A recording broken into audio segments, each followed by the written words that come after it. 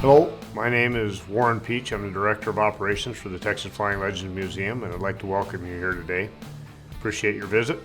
The P-51 Mustang that we're standing in front of, named Dakota Kid, Long Island Kid, is a D model Mustang, signifying the bubble canopy on top versus a razorback of some of the earlier Mustangs of the war. The canopy was an enhancement to the airplane that, although it detracted from its performance slightly, increased the visibility so much that the pilots all wanted that airplane so they could see the enemy coming and know their situation in battle. The P-51 is famous for its long-range capability. It was one of the first airplanes, or was the first airplane, that allowed us to escort our bombers all the way from England to Berlin, and later in the Pacific theater, escort our bombers over Japan. Operating 3 internal tanks, one behind the pilot, one in each wing, and 2 external drop tanks. It had a range of 1,000 miles to escort the bombers out, have a 5 or 10 minute combat radius, and then come back home to England. Top speed of the Mustang was around 437 miles an hour with a service ceiling of over 40,000 feet. Powered by a Rolls-Royce designed V12 engine that was built under license by Packard Corporation in the US. The engine was 1,650 cubic inch and put out an equal amount of horsepower of about 1,650 horse. A beautiful airplane to look at. It's an iconic fighter of World War II, and some say the best fighter of World War II.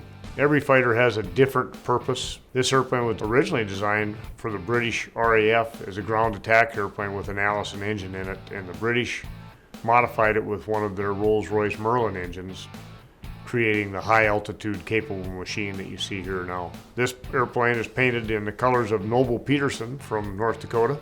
It's called the Dakota Kid II. It was named that by his crew chief, who was from Long Island, Robert Coleman.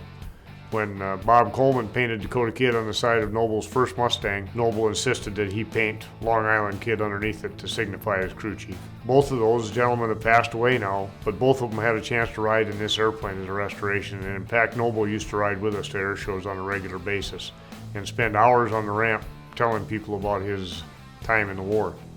He was a ranch hand in North Dakota before the war, and when the war was over he went back to being a rancher in North Dakota and spent the rest of his days doing that.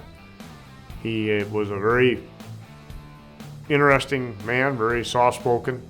He had 3 confirmed kills and 5 probables, and told stories of his missions over there with over 106 missions in Europe and over 600 hours of Mustangs. He was one of the most experienced to come back from the war, and he was very interesting to talk to because he wasn't he enjoyed it. He said it was very exhilarating for a young man to be given that much horsepower and that kind of a mission, and he said he was not only proud to do it, but he enjoyed his mission when he was in Europe with the airplanes.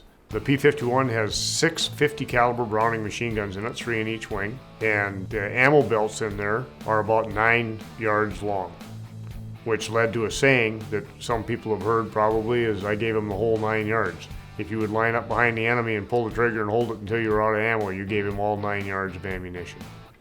You'll notice that a lot of the pictures of the airplane, you'll see a person riding in the back. These airplanes have been modified to have a jump seat in the back to enable us to give rides in them for special occasions. That would have been where the original fuel tank was and the radio equipment during the war. In its current configuration without drop tanks, we can go about 3 hours or 2.5 hours with a reserve at about 240 mile an hour cruising speed, so we're able to go 500 miles fairly comfortably in between stops.